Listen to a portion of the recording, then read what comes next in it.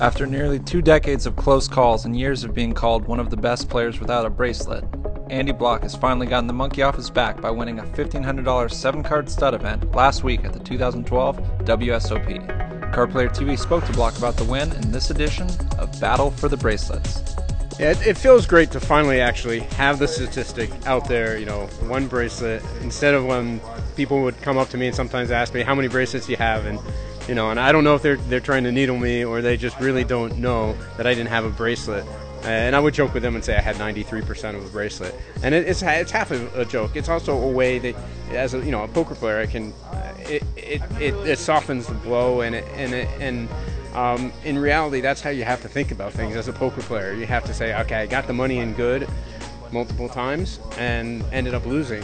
You can't look at it and say, well, I should have won a bracelet, and then get down on yourself and let that affect how you play poker for the rest of your life. You just have to move on and say, well, I had the opportunity, I got the chips in, I had the odds in my favor.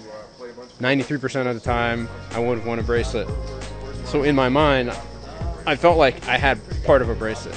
It was certainly more money than most bracelets, and the money that I've won coming in second place in the World Series of Poker is worth 10 times what I won from this bracelet. So in some ways, it was a lot sweeter, I think, finishing second to Chip Reese and then winning this bracelet.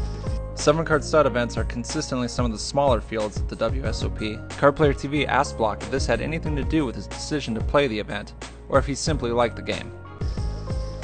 I love playing 7-card stud. It's one of my favorite tournament games.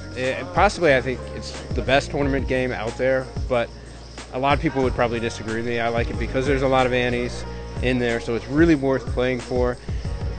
It was a smaller field than some of the huge no limits, but when you go back over the years, and even if you look at the $50,000 horse or Players Championship, there's only 100 and 120 players in that event. So it actually would be, if you're an average player, it'd be easier to win that. Of course, it's harder to be an average player in that field than in a 359 or whatever player field in a $1,500 stud. I think, yes, that field was weaker. I actually think it probably might have been easier to win a 359 player $1,500 stud event than the 5,000 stud event that had maybe a third as many players.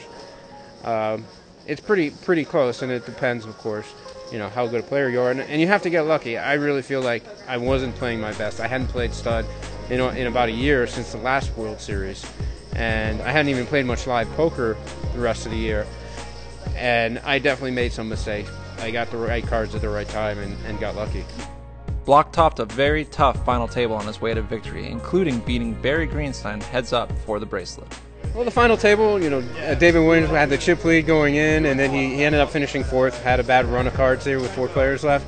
And then I got heads up with Barry Greenstein with a 3-1 chip lead, and I was pretty happy to have a chip lead against him because I know I don't have any edge over Barry in 7-card stud heads up. We've played before years ago. We both probably play a little bit differently now in Atlantic City in a small stud tournament, and he beat me heads up in that one. So there was a little bit of revenge going on there. That was for a lot less money and a lot less prestige, but it was still in the back of my mind. Not just this could be the third time I finish second after having the chip lead, but it was also would have been the second time I lose to Barry Greenstein heads up in a 7-card stud tournament. I didn't want either of those things to happen, so I was pretty happy when we finally played a big pot and I won it, and I had him in really bad shape. Congratulations once again to Andy Bloch for capturing his first gold bracelet at the 2012 World Series of Poker.